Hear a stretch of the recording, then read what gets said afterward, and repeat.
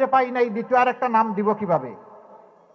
কিন্তু সেই আমাদেরই পাশাপাশি অনেকে মামলা করেছেন, একই মামলায় 800-900 আসামি। হয় না এই ধরনের মামলা? সাধারণ মানুষকে হয়রান করা হয়েছে। কষ্ট হলো আমাদের বেশি, ক্ষতি হলো আমাদের বেশি, প্রতিশোধ নিলে আমরা নিব সবার চাইতে বেশি। আমরা যারা সবর করলাম, বাকিরা সবর করতে পারলো না কেন? 6 তারিখ থেকে অনেকে কপাল কিসমত বানানোতে লেগে গেলেন, হালাল নয় হারাম পথে, মানুষকে কষ্ট দিয়ে,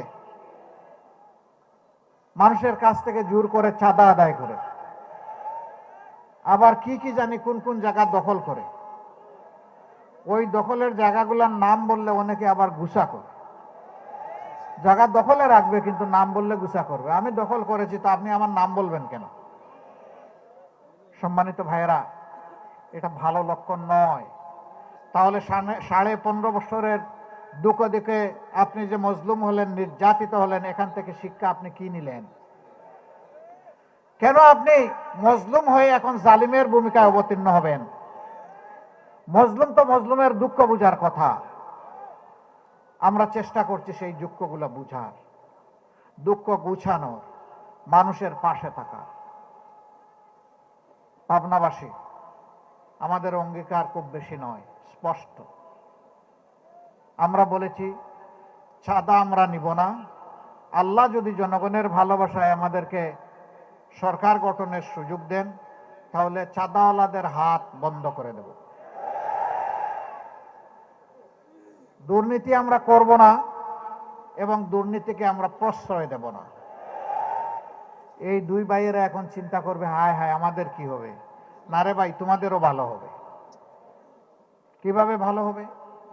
হারাম পথে তোমরা যখন রুজি করো, ভিতরের মধ্যে অশান্তির আগুন জ্বলে।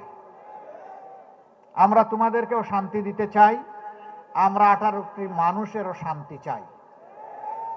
এই জন্য তোমাদের হাতেও হালাল রুজির কাজ আমরা তুলে দেব ইনশাআল্লাহ। ভালোবেসে আদর করে দরদের সাথে এই কাজ করব। তোমরাও বেঁচে যাবা, আমাদের মজলুম জাতিটাও বেঁচে যাবে। সেদিন তোমরা সম্মানের সাথে 10 জনের মতো বসবাস করবা, আনন্দের সাথে থাকবা, মাথা উঁচু করে চলবা। কেউ তোমাদেরকে ওরকম কোনো অভিধায় অভিযুক্ত করবে না। আমরা বলেছি সমাজে ন্যায় বিচার কায়েম করা আমাদের অঙ্গীকার।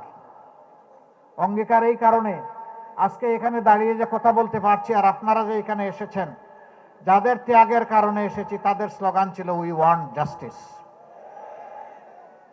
আমরা